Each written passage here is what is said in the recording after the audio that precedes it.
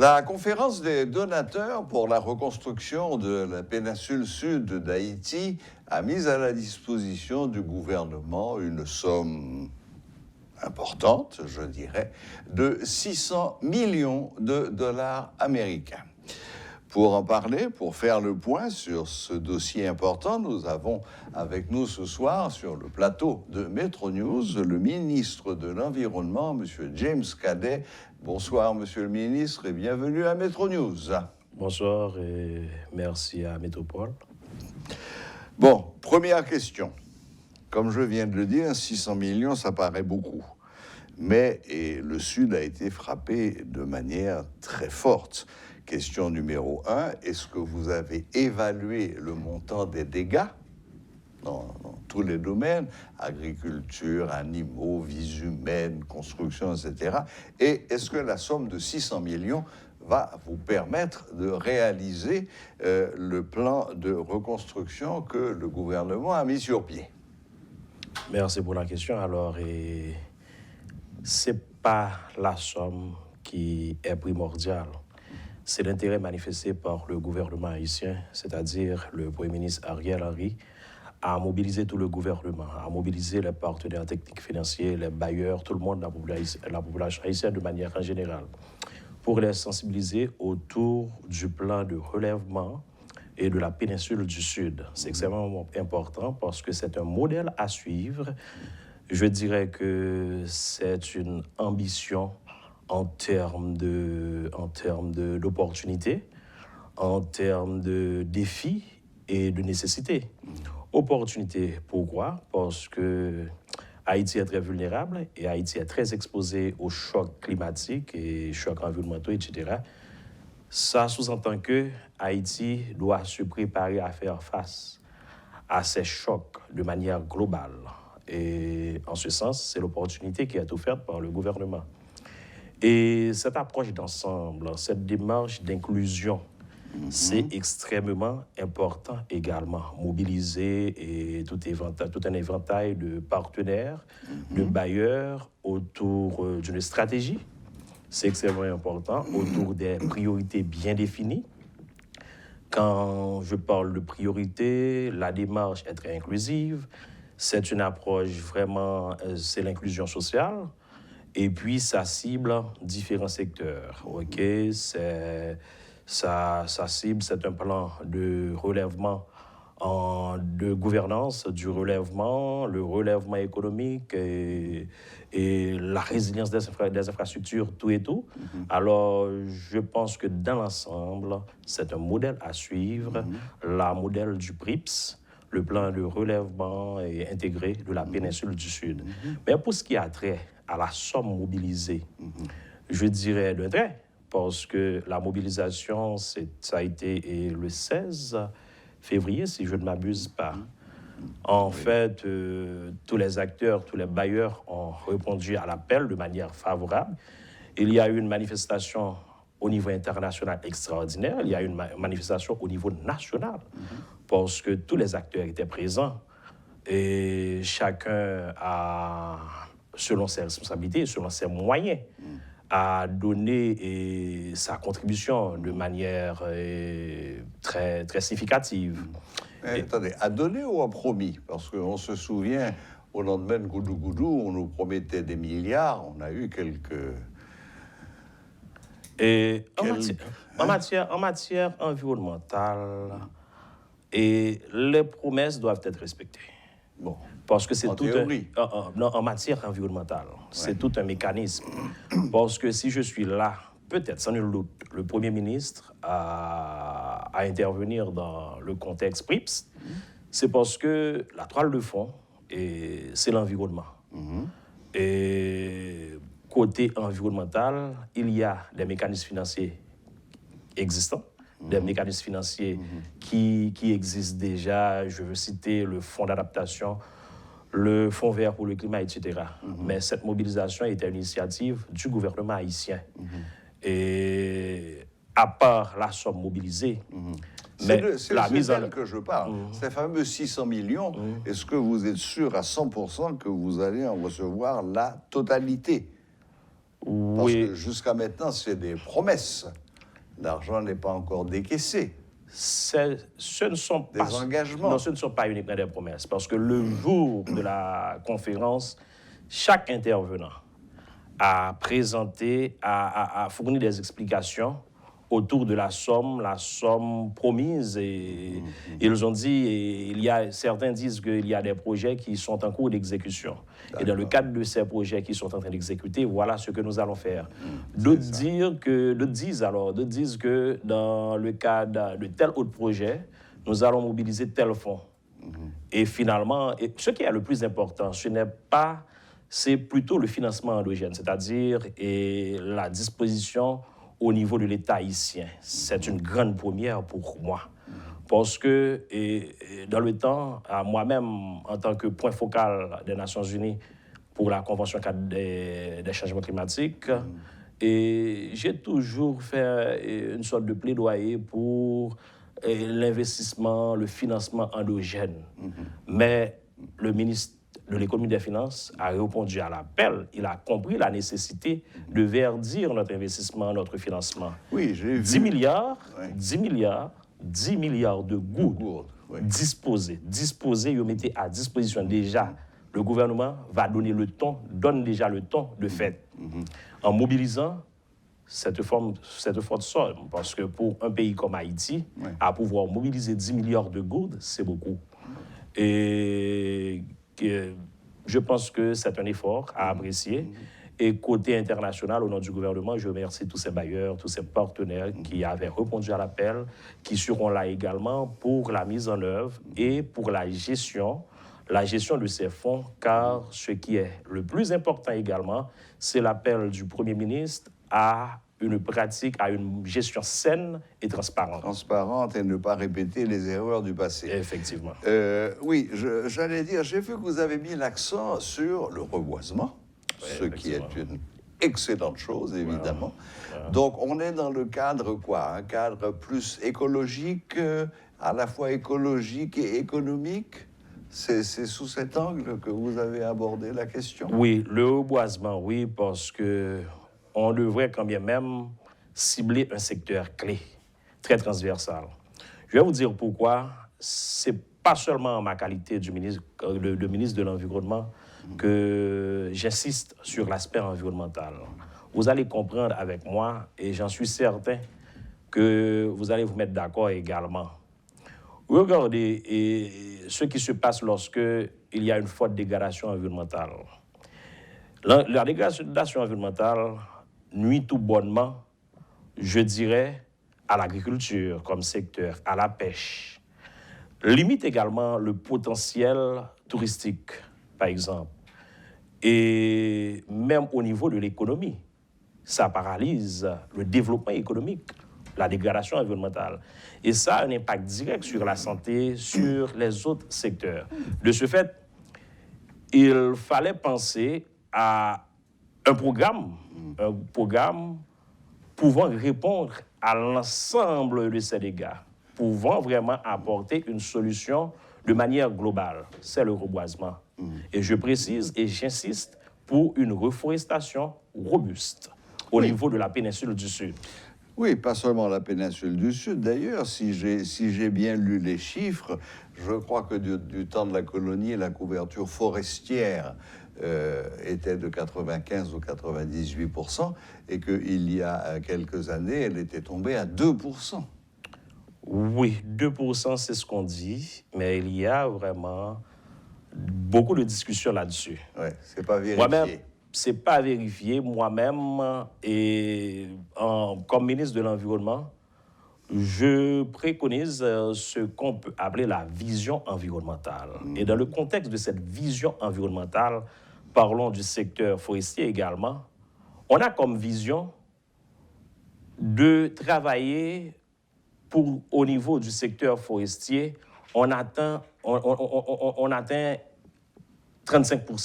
35% contre 12%. Alors, je ne parle pas de 12%. Et en termes de couvert arboral, c'est beaucoup plus. Okay? C'est beaucoup plus, c'est peut-être beaucoup d'ambition. c'est 75% contre 36%. C'est un effort à faire, comme je vous dis déjà, je vous ai dit que... Un effort à long terme. À long terme, mais il faut agir maintenant. Mais bien sûr, absolument, okay. Vous avez tout à fait raison. Et j'espère que vous allez embrigader tous les jeunes. J'espère que vous allez embrigader les jeunes, car je suis sûr qu'ils participeraient avec enthousiasme aux campagnes de reboisement, de plantation. Je suis sûr qu'ils seraient prêts à partir comme un seul homme. Oui, et alors, votre intervention arrive après nommé. C'est pour vous dire que le PM Ariel Henry m'a instruit de travailler avec Costa Rica. Et cette semaine, je dois me rendre à Nairobi pour rencontrer d'autres bailleurs, d'autres partenaires. C'est justement pour développer ce que le ministre de l'Éducation nationale essaie de travailler là-dessus, c'est l'éducation relative à l'environnement qui est...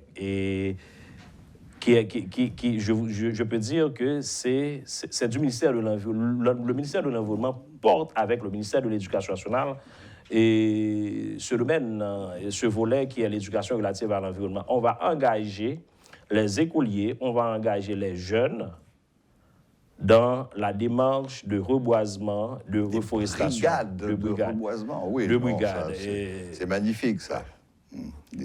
Dites-moi, petite question, curiosité plus qu'autre chose. Est-ce que dans le même temps, vous avez commencé à préparer des spécialistes en gestion des forêts? Parce que c'est pas tout de planter des arbres, encore faut-il gérer les forêts. Et c'est un métier qui n'est pas facile. Quand on voit en Europe, gestionnaire de forêt, c'est une très grosse responsabilité. Effectivement, depuis des années, il y a certaines gens reçoivent des formations sur l'État, puisqu'ils travaillent, il évolue dans le domaine, mais depuis quelques années, et dans le cadre de partenariat avec la République dominicaine, le ministère de l'Environnement forme 12 agents forestiers dans le domaine de gestion de forêt. Et il y a peut-être 3 semaines de cela, et 12 boursiers ont laissé le pays pour aller recevoir... Non, mais à date, il y a plus que 24 boursiers. Il y a la promotion sortante... Non, mais je dis 12 qui sont... Non, la promotion sortante, c'est 12, mais avant, il y avait d'autres promotions. Il y avait d'autres promotions, bien, mais je n'ai pas le chiffre, malheureusement. D'accord, non, pas de problème. Non, simplement, c'était pour m'assurer que vous aviez ça dans votre collimateur. Un tout dernier point, parce que malheureusement, je vois que l'heure tourne. Vous avez fait sortir un communiqué le 22 février où vous annoncez que vous annuliez tous les badges des agents et agentes de la brigade de surveillance des aires protégées et sous le motif de comportement indélicat. Bon, où est-ce qu'on en est de ce dossier? D'abord, c'est quoi un comportement indélicat?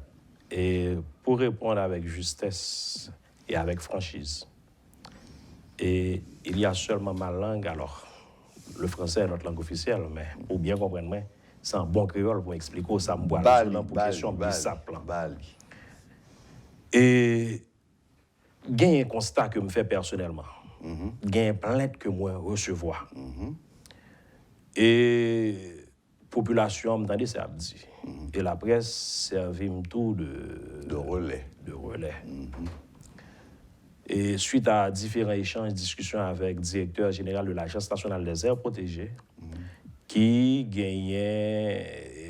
c'est au chef hiérarchique immédiat des agents de la BISAP. Parce que la BISAP, c'est la brigade de surveillance des aires protégées. C'est une brigade du corps de surveillance environnementale. C'est l'une des brigades. D'accord. Étant donné qu'il y a l'Agence nationale des aires protégées, cette brigade est affectée, est mise au service de la NAP. D'accord. Alors, les géants, c'est lui qui contrôle. À un certain moment, il faut que nous ayons un échange pour me donner une explication. Il est vrai que la NAP, c'est un organisme autonome sous tutelle, qu'il a une certaine autonomie. Mais en tant que ministre de l'Environnement, et politique et directive, il faut que je définisse quand ça va mal, il faut que je retranche, il faut que je corrige, il faut que je restructure. Je pense que c'est un processus qui est lancé de restructuration du corps de surveillance environnementale de manière générale, mais de manière très spéciale de la MESAP. Et Badjo, information qui il y a des faussaires qui mettre badge de OA. Et j'attends le rapport, Mbaka, ni confirmer, ni faire quoi que ce soit sous sa cap dit. J'attends le rapport du directeur général. Mais en attendant, il y a des mesures conservatoires qui prennent. Mesures conservatoires, ils ont commencé par annulation de badge. De tous les badges. Qui permettent que tout le monde campé, rester dans la juridiction, dans côté ou affecté, Ça permet que nous stabiliser les questions. Deuxième bagaille pour comprendre, c'est un processus, ok? Et nous avons complété, là nous finissons. Vous parlez de screening, vetting, tout et tout. Oui. Et 3 mars prochain, c'est la date que nous baillons, c'est la date que nous fixons pour nous commencer à un nouveau badge avec des gens qui sont compétents, des gens qui sont qualifiés, des gens qui vraiment gagnent une lettre de nomination. Des gens qui ne peuvent faire ça, pas ça. Des gens qui ont un contrat. Ouais. Et des gens qui appellent pour un contrat qui pour nommer tout. D'accord. Mais c'est surtout des gens qui ne peuvent faire ça, pas ça. Des gens qui ne peuvent pas confondre rôle d'un agent environnemental avec pas un policier, rôle d'un agent environnemental avec pas un militaire. Parce que ils ne sont pas des agents de aucune des forces publiques. C'est ça. Oui, mélange des genres. D'accord. Bon,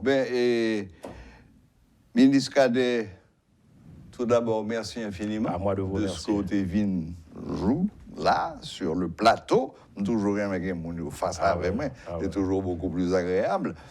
Et puis, de confirmer tout ça dédié aux 600 millions et qu'il a commencé vite. Et... Vous commencez déjà, d'après ce qu'on dit là. Il y a des projets déjà en route. Oui, c'est ça qui fait que moi là, tout. Moi là, dommage, dans faire la guerre. Nous pas exposé sur le plan environnemental, qui initiative qui est en cours, qui s'est fait. Il y a 30 secondes. Et l'initiative qui est en cours, c'est que nous travaillons sur reforestation. C'est que nous travaillons sur un plan. Nous travaillons sur l'éducation relative à l'environnement. Que nous pourrons lancer pour un travail avec les élèves de l'école. Nous travaillons sur gestion de déchets solides. Magnifique. Que nous pourrons faire transformation in situ. Ou pourrons nous avec des entités administratives dans certains marchés publics pour nous faire collecter, apprendre chiffonnier ou faire tri eux-mêmes. Et SNGRS, le vini, la gagné moun cap indiqué. C'est ça. Cap dit que mes déchets organiques et les livres avec des centres de transformation de déchets que nous allons mettre pour nous faire briquettes et autres, cap diriger le vers eux. Alors, on a un paquet d'initiatives qui prend et on parle de vrais agents,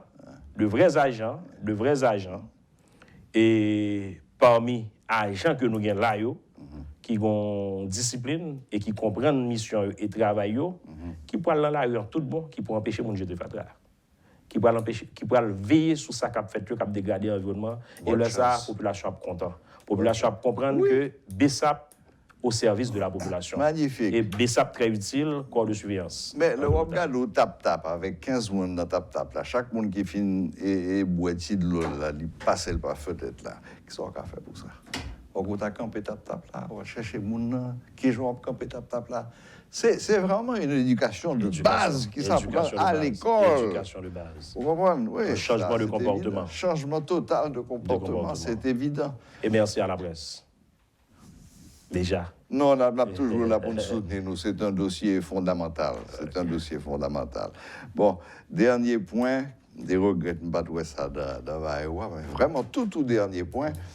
Et Claude Prepti, au lendemain de Goudou, t'es déclaré carrément que ce n'est pas tremblement de terre qui a tué Monio, c'est les mauvaises constructions. C'est ça. Et sa conclusion a été un phénomène naturel ne doit pas nécessairement se transformer en catastrophe naturelle. La preuve, regardez ça qui est passé au Chili, un mois après Goudou Panoua, à 3 heures du matin, côté tout le monde la Caillou, 1000 morts au Chili, 300 000 morts chez nous, 7.0 en Haïti, 7.4 au Chili, 1000 morts, 300 000 morts. Est-ce qu'il ne faudrait pas, dans ce plan de relèvement du Sud, inclure également la formation des ingénieurs pas quitter Bosti Joseph avec ti Jean et mettez structure métallique que vous voulez pour bâtir ou pièce caille qui premier petit goudou pour tomber voiture et mon encore. Est-ce que ça fait partie du plan également? Oui, puisque la formation des ingénieurs puisque civils. temps faut à défaut et m'a répondu également avec une NASA ingénieur petit aujourd'hui. Pareil pour nous pareil. Mais bien sûr. Et c'est ça que c'est Oui, ça mais- c'est ça que fait oui, que me dit c'est vrai. le PRIPS est un modèle. Est un modèle à suivre. Absolument. Absolument. Modèle péninsule du Sud en termes de plan de redressement ou de relèvement, c'est modèle ça pour nous suivre. Ouais. Et gestion ça impliqué dans démarche là, c'est peut-être ça, c'est un plan de relèvement intégré. Magnifique. Ministre, malheureusement, nous obligés de camper là. Merci infiniment encore une fois. Bonne chance devant cette très belle tâche. Et m'espérer qu'on a commencé au résultat rapidement. Merci. Voilà, c'était le ministre de l'Environnement, M. James Cadet, qui nous parlait du plan de relèvement et du Sud, ce qu'ils allaient faire, dans quel domaine ils allaient insister, et il nous a annoncé que tout ça avait déjà commencé. Bonne chance à lui, bonne chance à nous.